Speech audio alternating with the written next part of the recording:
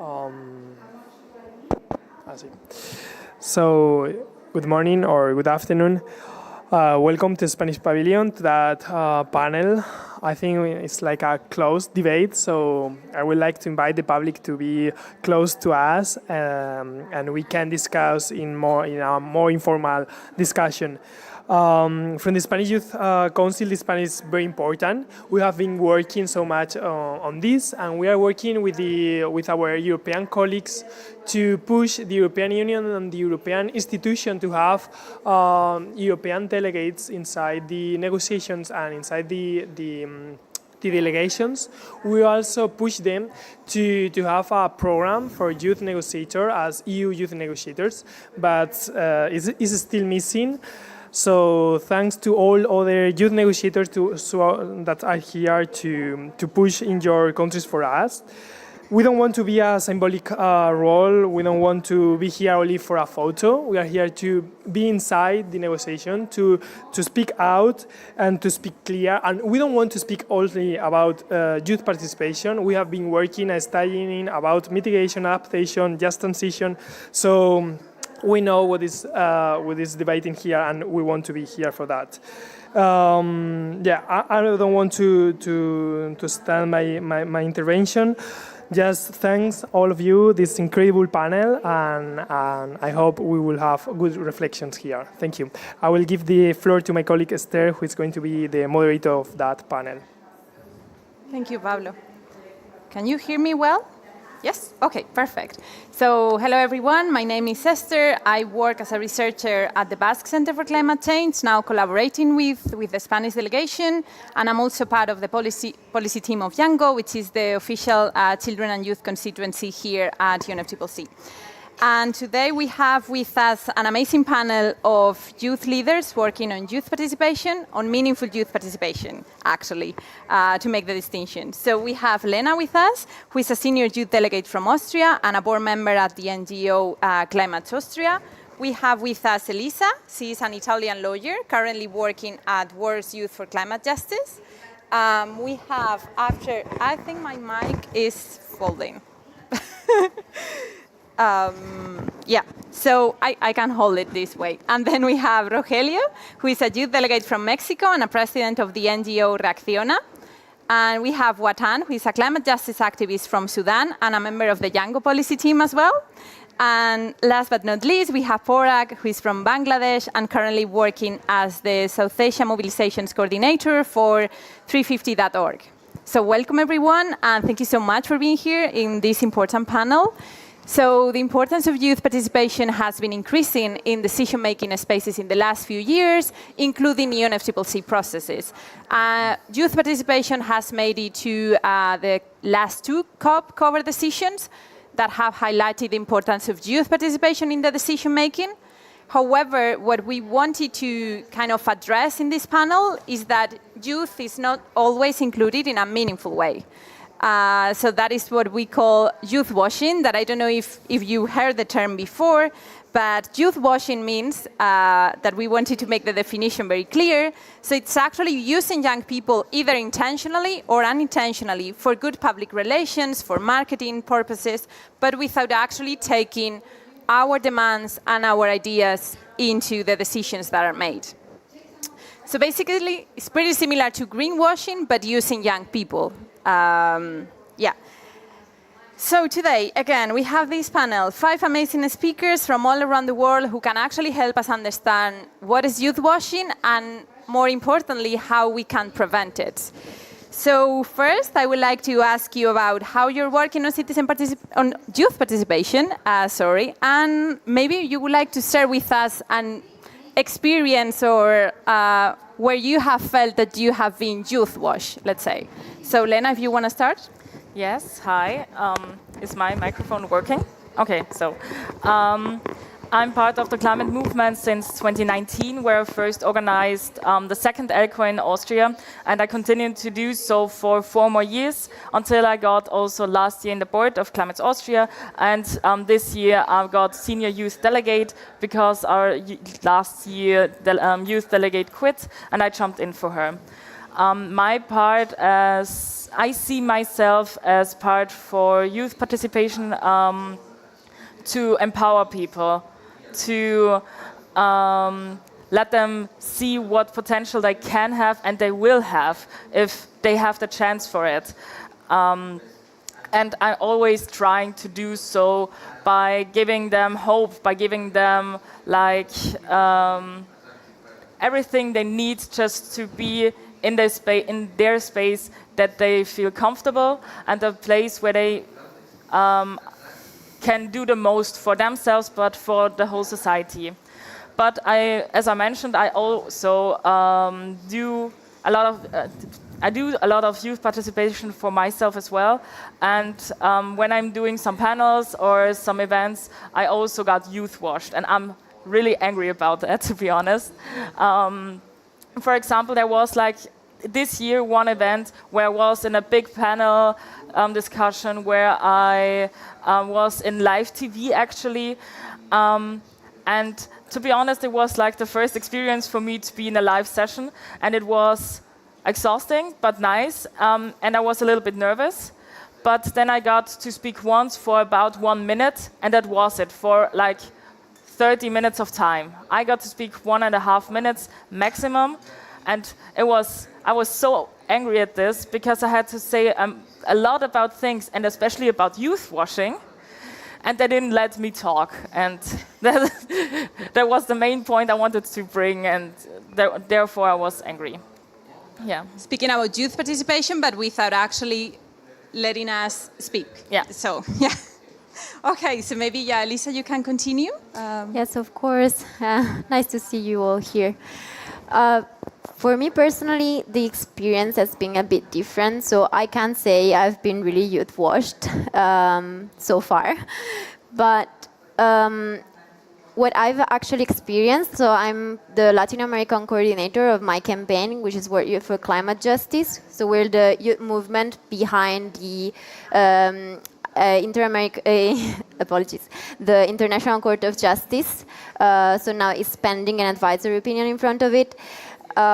So we actually started the movement. So what I've actually experienced right in the beginning of the campaign was not actually being listened, and we didn't have credibility, and people who we were talking to were very skeptical about our capabilities of bringing the case in front of the ICJ. So yes, I would say that I've experienced more dialogue difficulties, but yes, luckily we have made it through, and I will tell about it later. Perfect.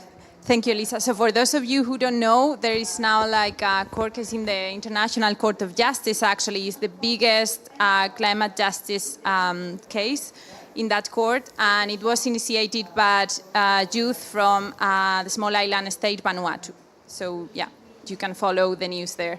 Now, Rogelio, yeah, if you could share us your experience. So can you hear me now? Okay, yeah. Well, for the youth washing question, at Mexico, it happens a lot, especially when there's time of elections, that the people running for the elections want to have like all these dialogues with climate activists and young people, and to get to know our proposals. But after getting them a picture and posting it on social media, they totally forget about our proposals and all of our valuable work. I think that has happened to us a lot. And on the how do we work, or how do I work for youth participation? Since 2019, like my colleagues, I started an NGO called Reacciona, where we have been pushing forward the inclusion of youth at the decision-making table at Mexico, but not only at the subnational or national levels, but also at international spaces. We've organized the LCOI for the last 3 years at Mexico, and we have also launched the first observatory of public policies in climate change, completely youth-led, completely from the perspective of civil society. And we actually, next year, we will have presidential elections at Mexico, and we have now like a brochure of proposals that we are giving one-on-one to the presidential candidates, and we are wanting to put, our goal is to get the climate change agenda in the public agenda so that it comes to be a really important issue when people has to choose how they vote. Thank you. Perfect. Thank you, Rogelio. So now, Watan? Can you hear me? Can you hear me? Yes. Hello everyone, my name is Watan Mohammed from Sudan. I'm one of Sudanese climate frontline activists in Sudan, which is very rare to have climate activists in such countries. I've worked in the Africa region, MENA region, because my country is African, and also in the Middle East. Youth washing, from my perspective, and Esther have defined it, but I want to add on that youth washing, from my perspective, is when world leaders act to be youth friendly or showing support to youth without actually implementing any actions. That's what youth washing for me. And there are many, many examples, endless, that I've been through, but just let me bring one example from where we are in now in COP28, that us in Yongo, the Youth and Children constituency, have worked in a collective one-year product called the Global Youth Statement that has the voices and demands of the youth from across the globe. It was a very strong climate policy document, representative, exclusive, and very strong document that we were expecting the parties, presidencies to welcome this demands and incorporate them in their decision and the cover decisions. But unfortunately, we didn't find this, and it is extremely unacceptable from our side to work effortlessly in creating demands to parties to consider, and at the end of the day, it's not considered. This is a real-life example for youth washing that we are really suffering from, and that is extremely unacceptable from our side. But of course, the examples are endless, and there are many, many. Thank you, Watan. So here, just to add on what Watan just said, so the Global Youth Statement has made into the past to cover decisions of COP, as I said, but actually, when we look into the actual content of these cover decisions, they don't actually reflect at all the proposals that young people include in their Global Youth Statement. So it's nice that we are recognized in those big texts, but I mean, if the rest of the text doesn't actually reflect what we want, what we desire for the future of humanity on our planet, then what is the purpose of that?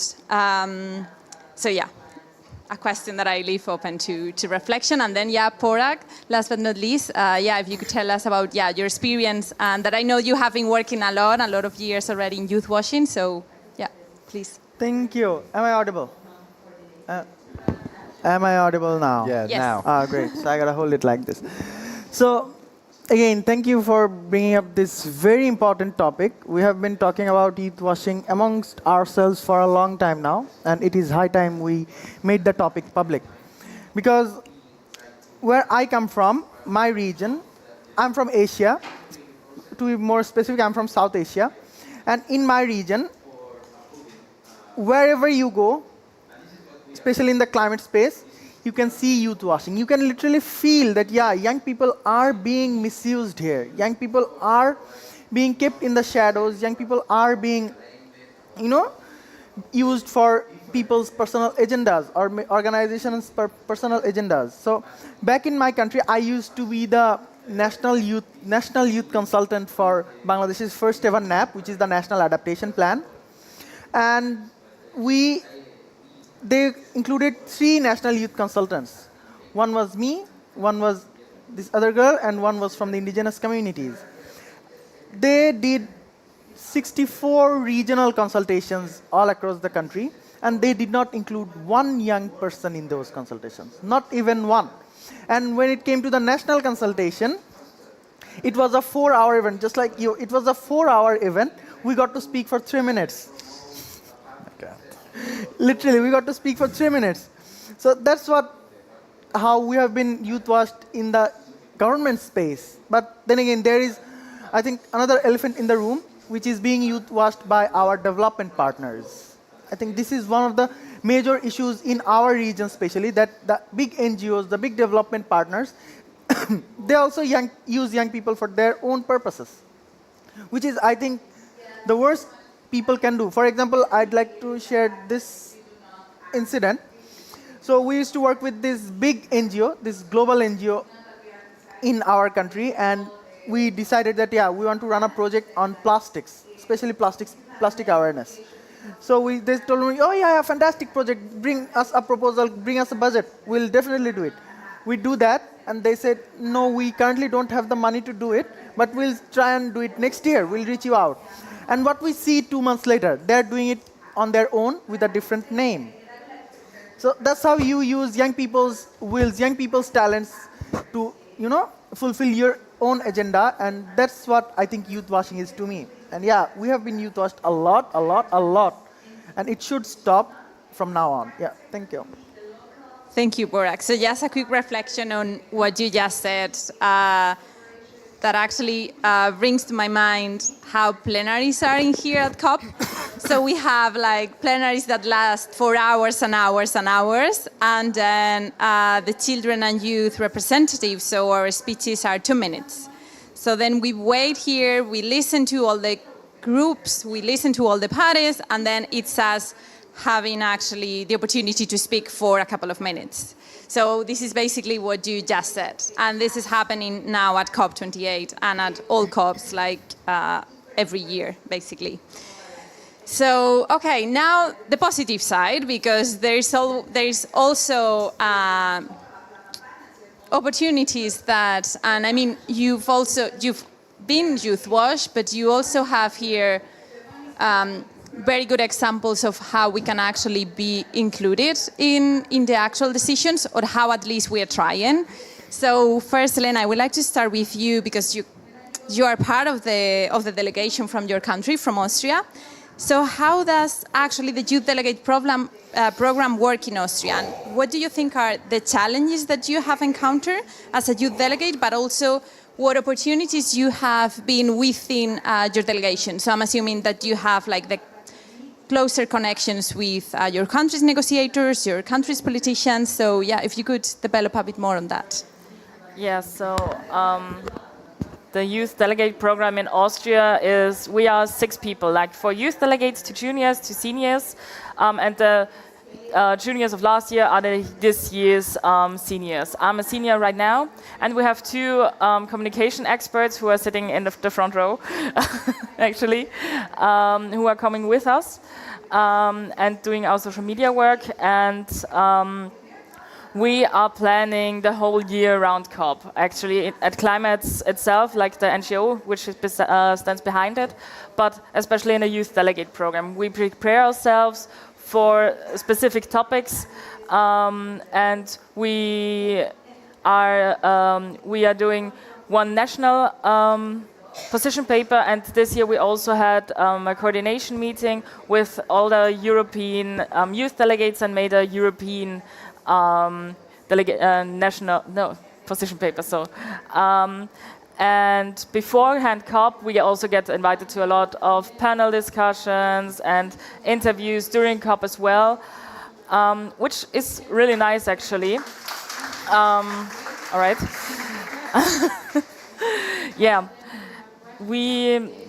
Yeah, that's the main topic. And when COP is over, then there's the new application process.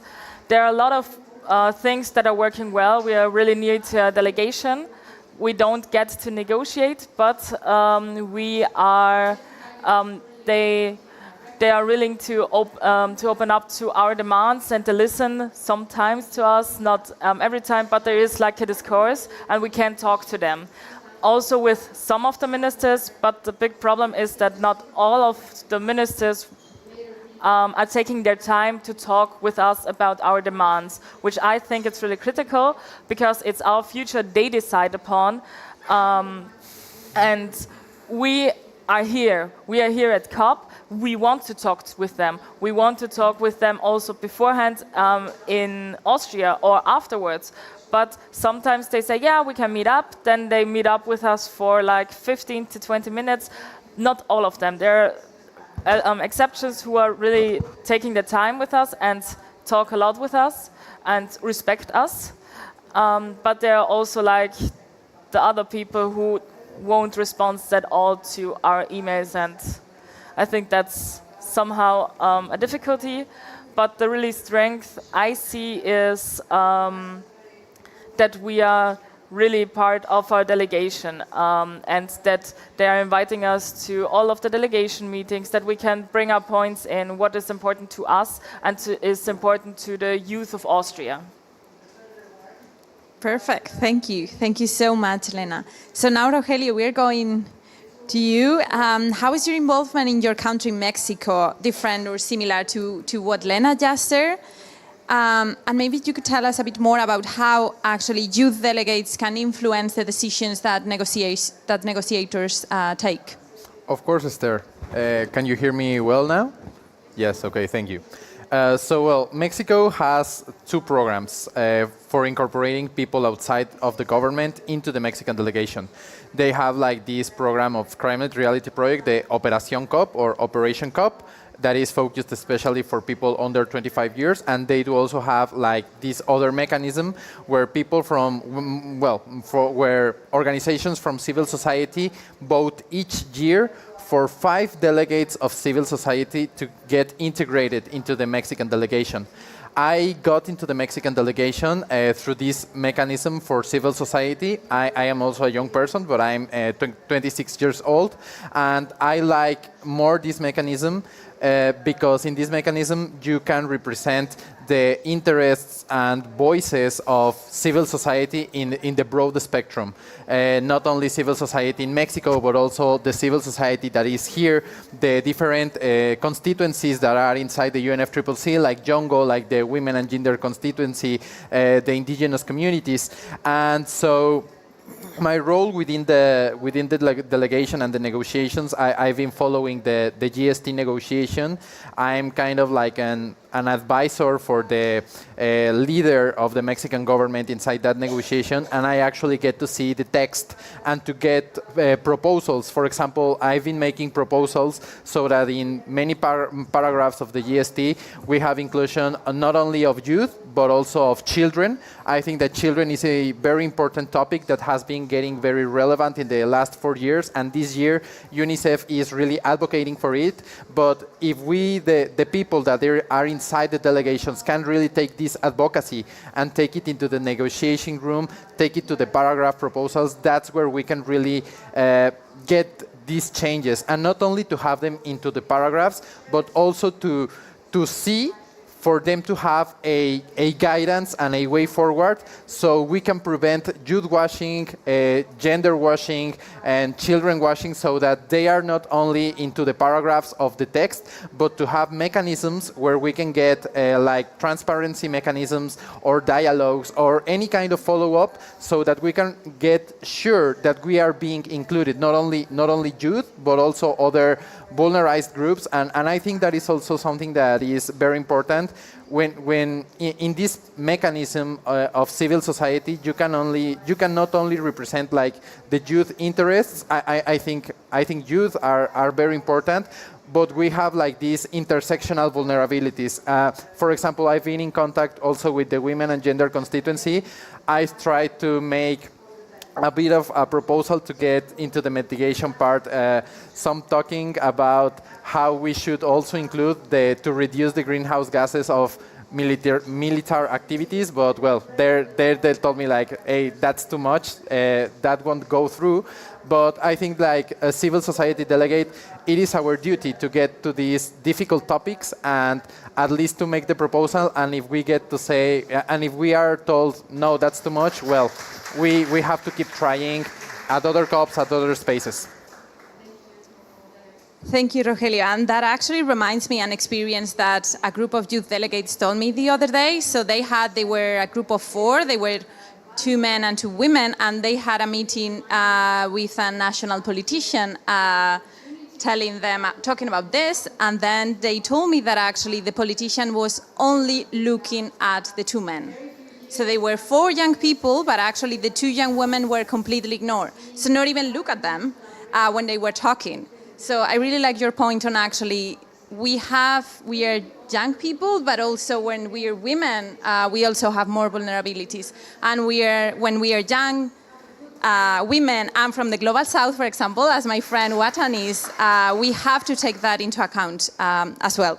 So, and now, Watan, is your turn. So, yeah, we'd like to, if you could share us, like, how is youth participation happening in the Global South? What do you see is going well, and what do you see that, so what can be improved as well? So both sides of the coin, basically. Sure thing. Just before this, there is this division of global north and global south. But in my opinion, when it comes to youth, they work as a collective, regardless of whether they were from global north or global south. But the difference is that the youth from global south, they are the ones who work with the grassroots communities that they are actually impacted by climate change, extremely more than global north. So there are many areas of improvements that need to be taken in consideration for the youth from Global South.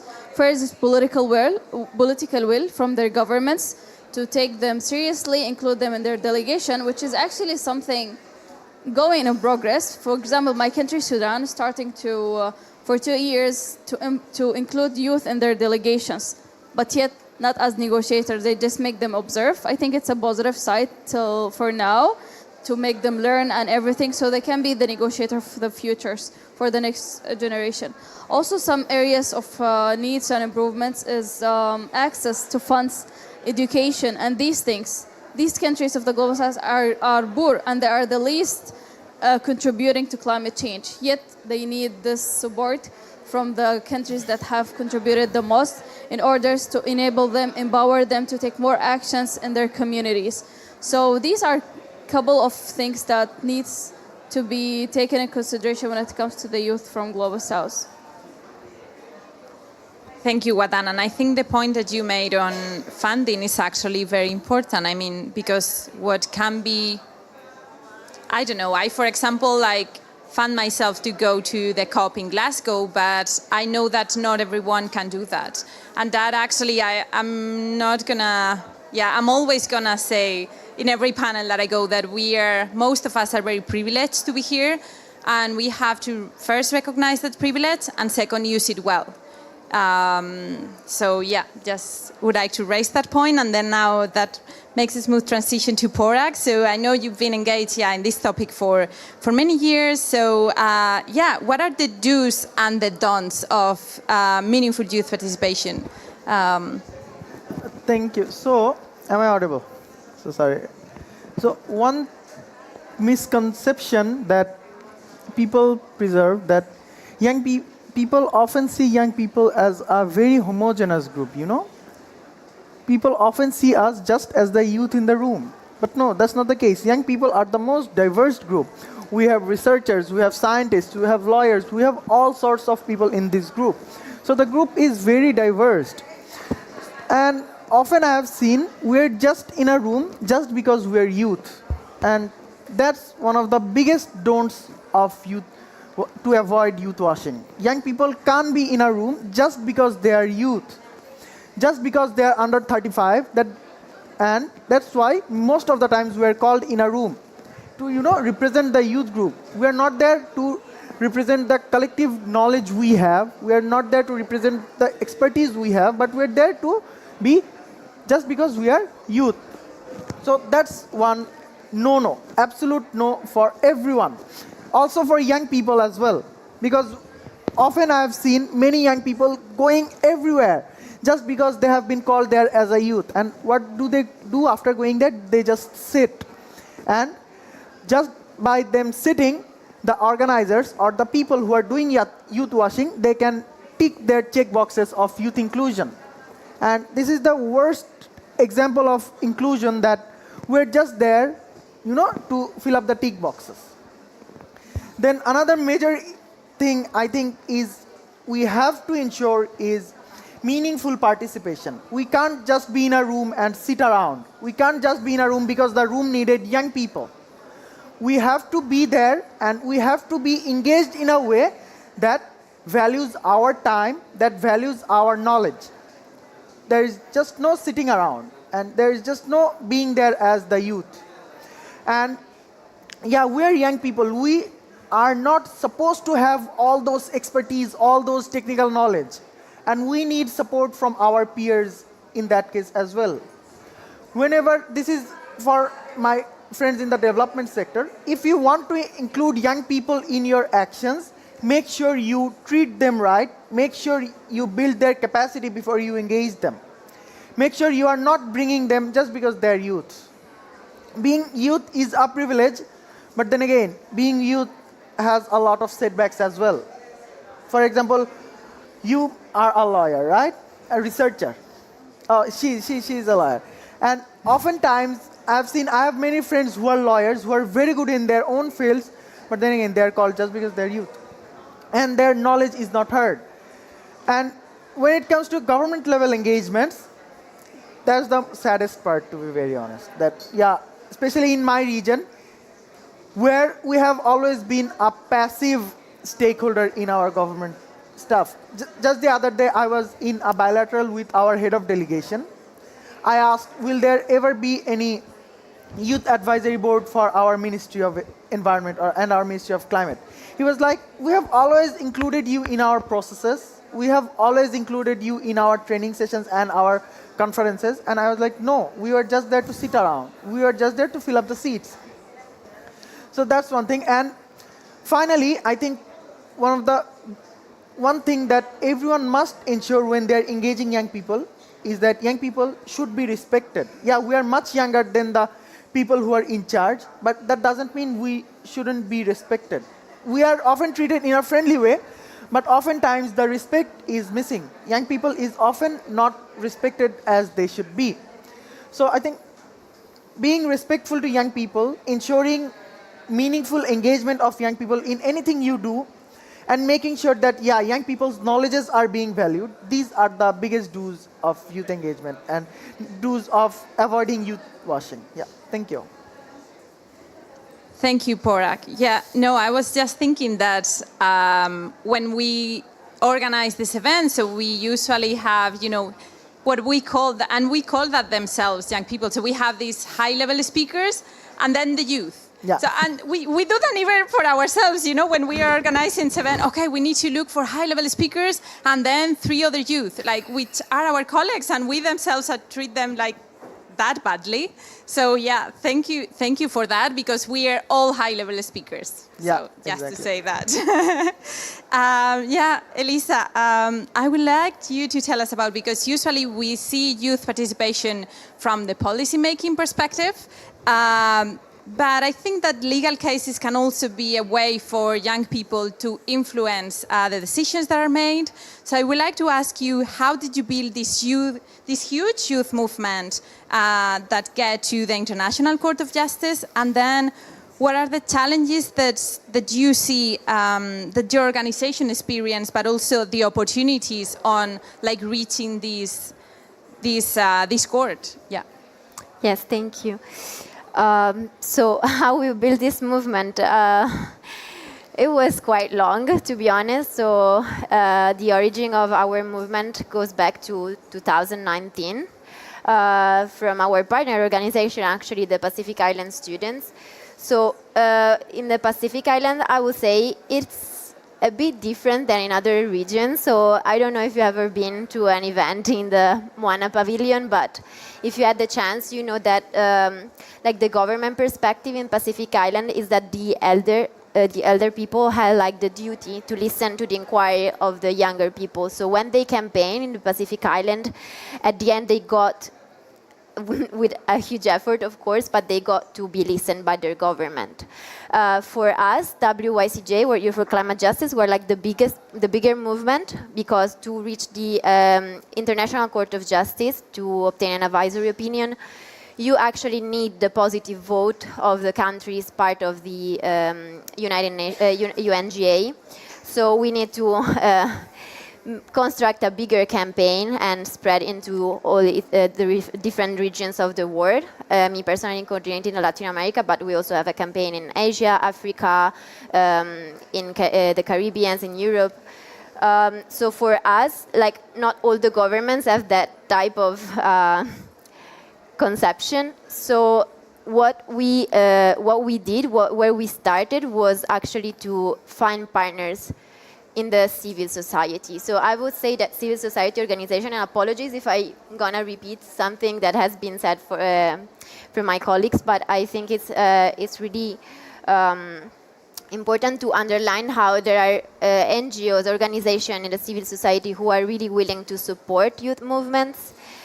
And also another strategic thing that I think we're really worked on is not like the classical climate activist where youth activism goes like against, so to speak, government, so they like blaming them for something, but was actually a strategy where we wanted to find a solution together. So we just table a conversation where we wanted to find a joint solution to the climate issue.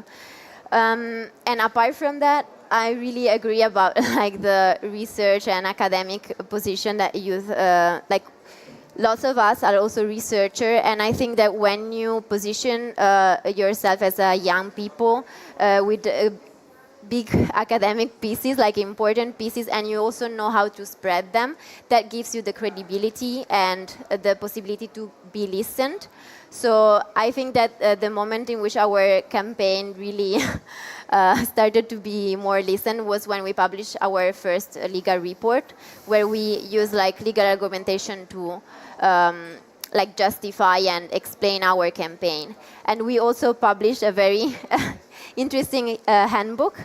So this is for this new phase that has recently opened, since we already obtained a positive vote of the UNGA. So now the 2 questions we wanted to pose to the ICJ are already pending, but we don't have the chance to participate directly to the proceeding because it's like for its legal structure, only states and international NGOs can participate in it. So we had to find a way to make youth voice include into the proceedings. So what we did is actually produce this other academic paper, and we of course asked for help from international lawyers and experts and big NGOs. So it's not something we have done alone. We always have asked for the support of our partners.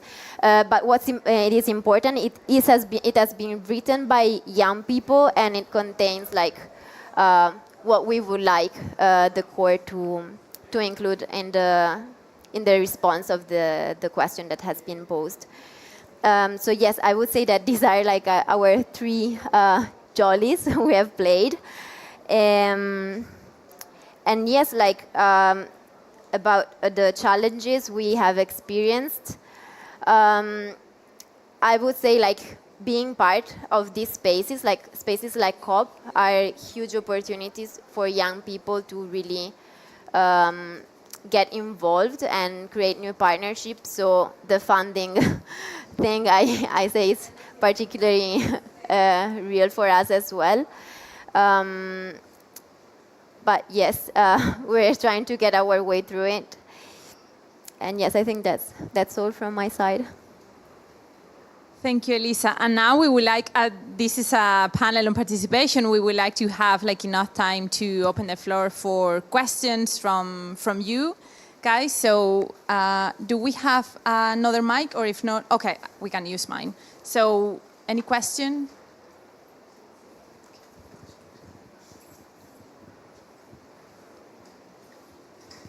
Thank you. Can you hear me? Okay. So nice to meet you. My name is Juan Antonio, and super nice to be here. I'm also from Spain. It's the first time that I come to the Spanish pavilion, so a perfect time, I think. And I have a question for you, because since I arrived here, I was like 1 week already. I've heard that this is the most inclusive COP ever, especially because of youth engagement. My question for you that have been here for this whole week as young people getting engaged, do you think it's actually that way? Or can we be talking about youth washing also in this case? Who wants to take that question from you guys? Can I take it? Yeah. So, sorry, I might get de-badged by saying this. But have any of the COPs ever been inclusive in terms of youth engagement? Ever? We have had 28 COPs. Has any of them been ever inclusive? I think no. And this one, definitely no. because we as young, I find there are a lot of ways of advocacy. You know, there is policy advocacy, there is networking, there is meeting new people, there is actions, and then there is activism. Do you think this space is allowing us to do tour activism or actions or demonstration? Well, yeah, they are allowing, but that comes with a lot of strictness, And this COP has particularly been very, very strict. And do you remember when you filled up your visa form for COP28, there was only male and female options? There was no other options. Does that sound inclusive? Not to me, no. So I don't think the COP has been inclusive. They can say a lot of stuff. This has been the biggest COP, definitely. Just look at the space. I have walked 80 kilometers in the past 7 days, just in the venue. And so yeah, the COP's big, but it's not inclusive. No way it's inclusive. Thank you. I can also add on that a different opinion. I think, yeah, this COP was inclusive, but it's not enough. Yeah, you brought youth, then what they gonna do here? They came with demands, they came with messages. You need to consider and listen to these messages and actually amplifying it in the decisions of this COP. So I think, yes, they managed to brought youth. They managed to fully fund 100 participants here, and many youth have come here, but then what? What after they are here? Will you listen to your demands? And if you listen, will you actually implement their demands in your decision or not? So this is my opinion. Inclusion is one step, but it's not everything. So I think it was inclusive to some extent. It could be more. There are a lot of youth who couldn't make it here, but those who you brought, did you listen to them? And after you listened, did you actually implement what they have said or not? Yeah, please. Okay, can you hear me now? I think it's a very difficult question because there are a lot of matices.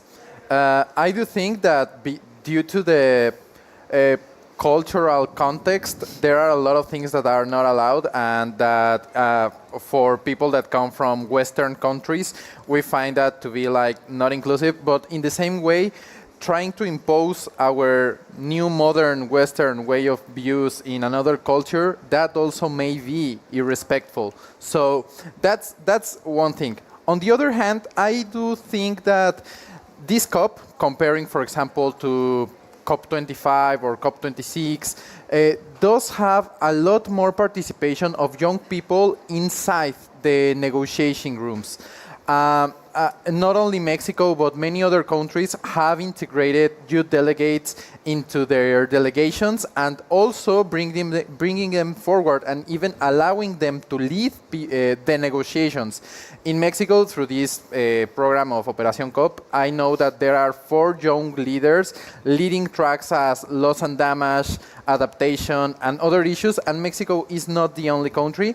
And while I do think that there may be some roles that sometimes are only symbolic, I do think that this COP has made like the most effort to try to create different figures of like the youth champions and other things that can really open some doors. I have also seen how the Global Youth Statement and the Young Top Points for negotiations, maybe they are not as broadly accepted into the UNFCCC as we would like, but having these positions, having these documents, at least has helped me a lot to bring them to my delegation, to bring them with my head of delegation and other people, and really try to push it forward. I do think that not only in terms of the organization of the COP, but due to the very, very hard work of the young people throughout the last 4 years, we've come a very long way through.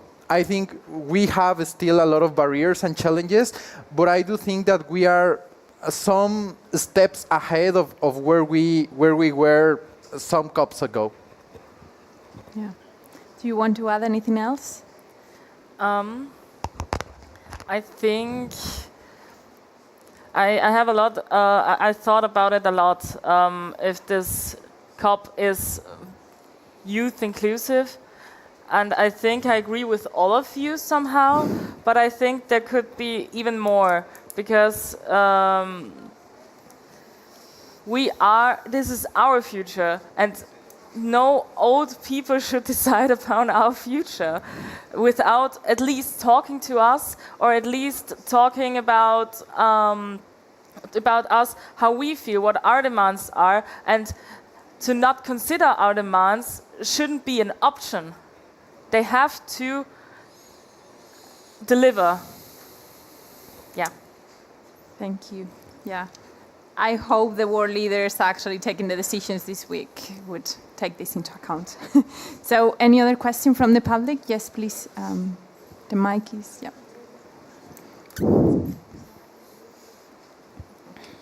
Hi everyone. First of all, I have to say, I really resonate a lot with what was discussed. I also feel like I'm a youth in my country that's, I don't want to use the word used, it's too much, but basically. But I do have a question. We are viewed as limited as youth by middle-aged people and older, that our capacity does reach a limit somehow. And Elisa did mention something about finding a way for them to hear us. Because yes, we could sit and say that we're not being heard, the things that we bring to the table aren't really being implemented, but there are ways and tactics to get what we say be noticed and actually taken into consideration. So what are the things that you guys have done as youth in your own countries that actually have worked? Like organizations, government, or your government has actually listened to you after you've done something specific.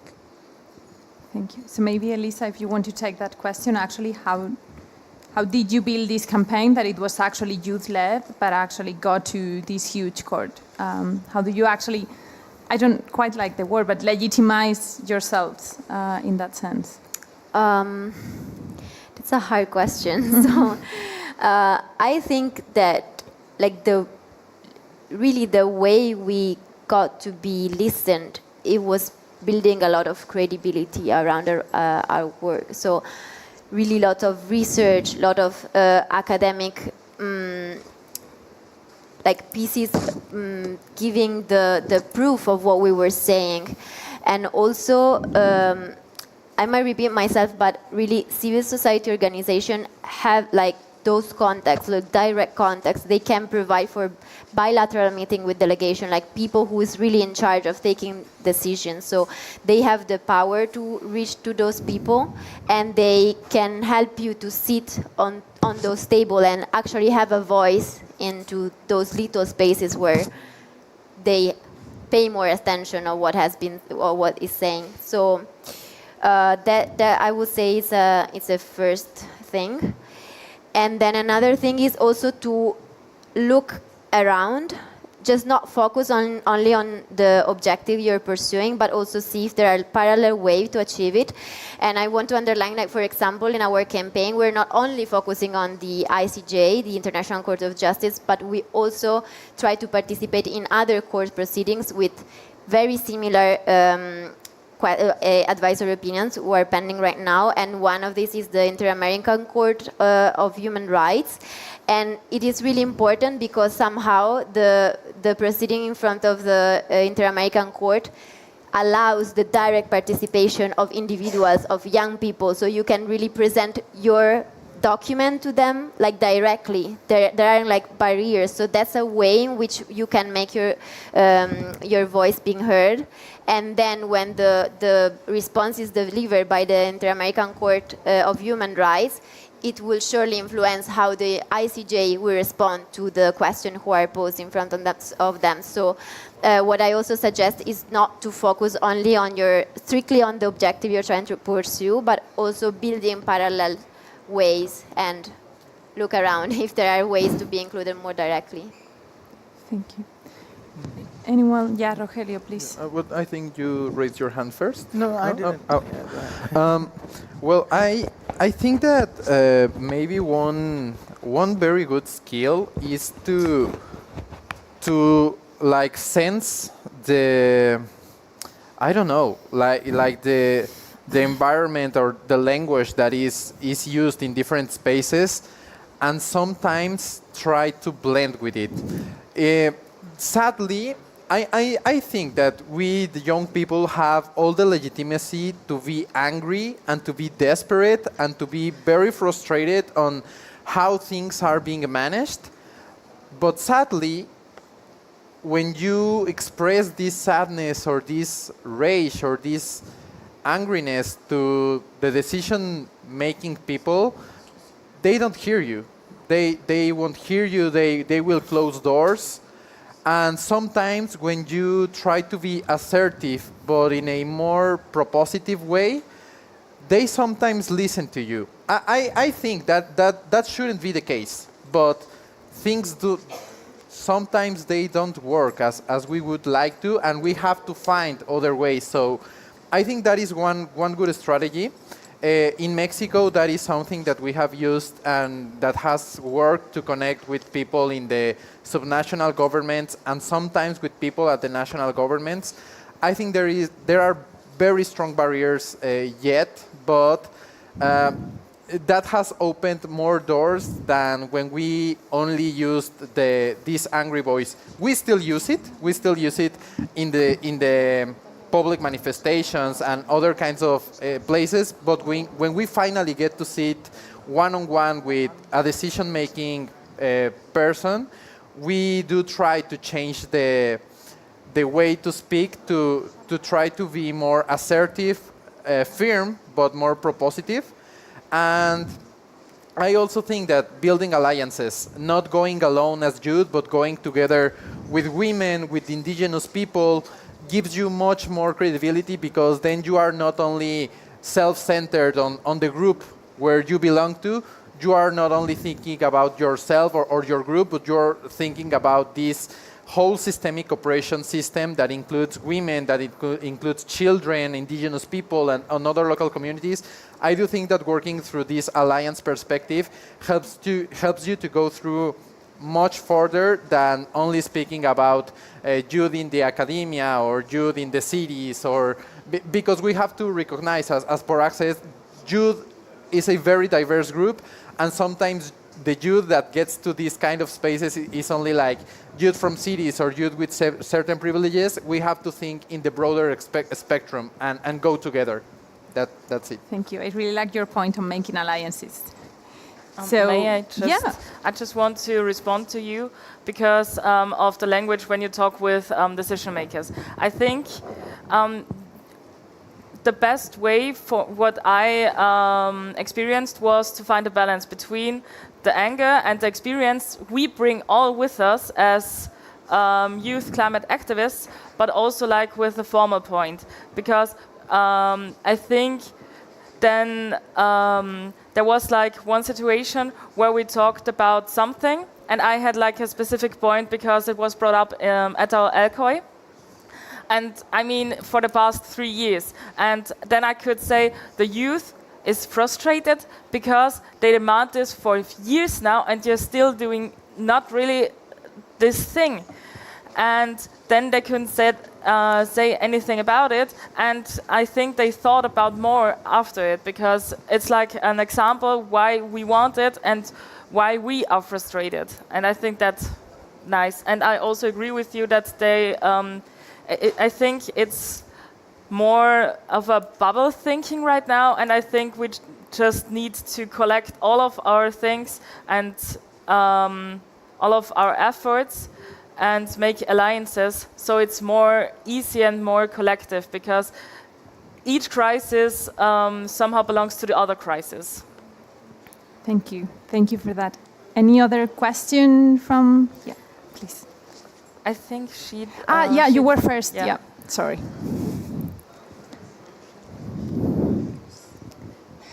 Thank you very much. So I have... not much of a question, but I come from a continent that the major population is youth. And in our continent, our advocacy and all that does not really revolve around actions or much of activism, but solutions on the ground, and that means working with local communities and all that. And the biggest challenge that we face is access to funding when it comes to the solutions that we have. So, or even if the little access that we have comes with a lot of hurdles, and with the belief that youth cannot handle excess amount of money, and so, or youth cannot handle such huge amount of financial support, so they are left to their innovations that they're not able to scale them up.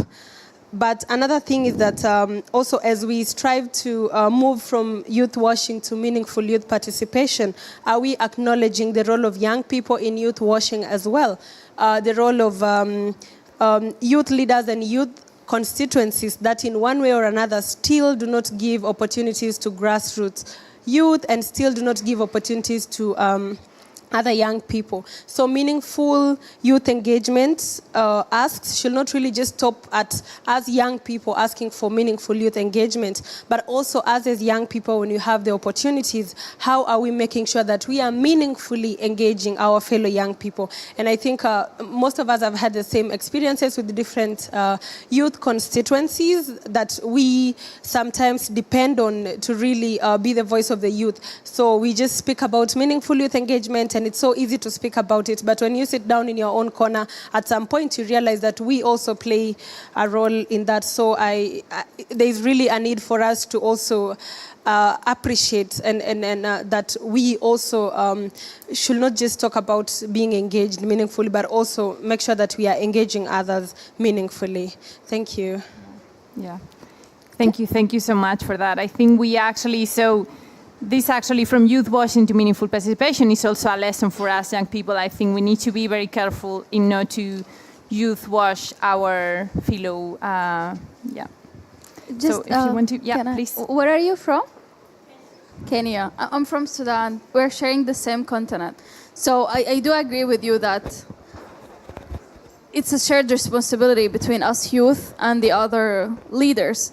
It's not enough that they brought us here. What are we gonna do? We have also a responsibility to educate ourselves, to learn about what's happening here actually, what are happening in the negotiation rooms, how we can meaningfully, as you said, make interventions, deliver our statements. Are they actually measurable? Are they actually implemented, and so on? So I think it's a shared responsibility between us and the leaders. We can't just stay and blame them or complain about what's happening. We also have responsibility to take part of this and meaningfully make our messages clear. Okay, thank you, Watan. I think we have time for one last question from her.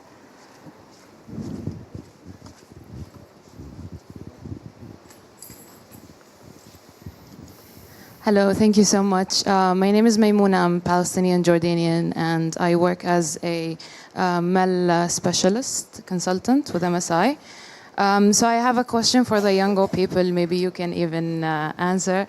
But since the formulation of Youngo, I think 14 years ago, what kind of major changes or maybe progress that you have seen in terms of youth inclusion in the decision-making process, not only including them as numbers, and if the changes are not major, as I think we have been seeing, what are the next steps that Youngo will take to solve such issues?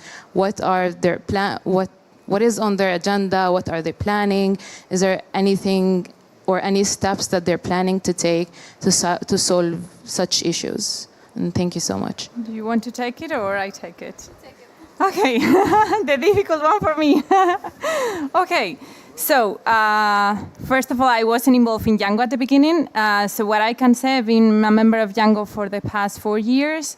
And what I've seen these years is that at the beginning, for example, the Global Youth Statement that my colleagues mentioned was actually a document only from Youngo, so only active Youngo members were actually drafting this statement.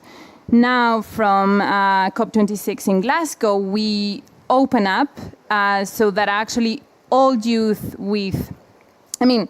obviously we're not including all youth around the world, and we know it because, for example, all the engagements that we do are actually virtual, so you need to have like a reliable internet connection to be able to participate in all the hackathons that we organize.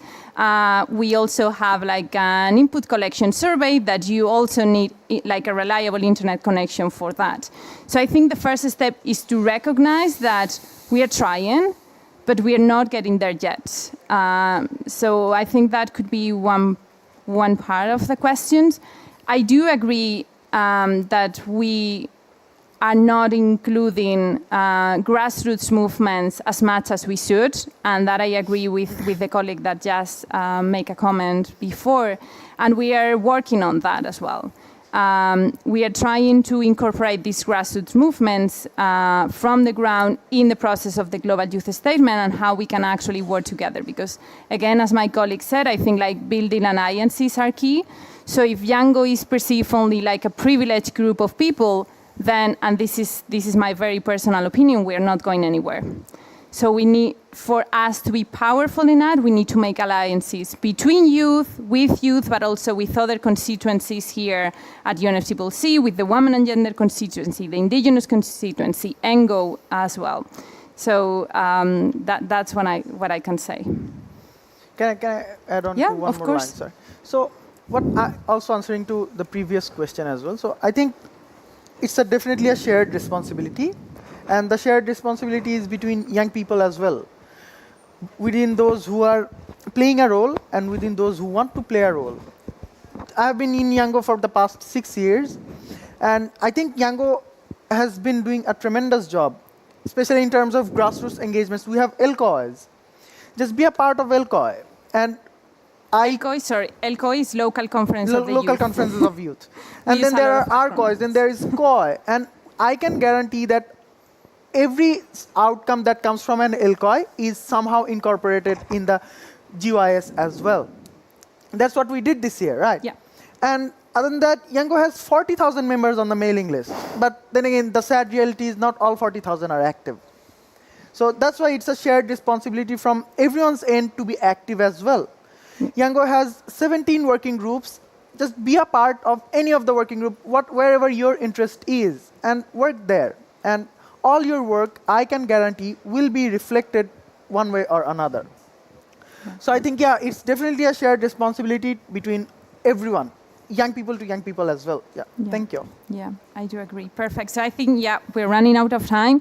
So I think we will still be here. The organization team is telling us that we need to finish, but we will be around now in the pavilion, so you can ask us like any question you would like directly to us. Thank you so much. Thank you.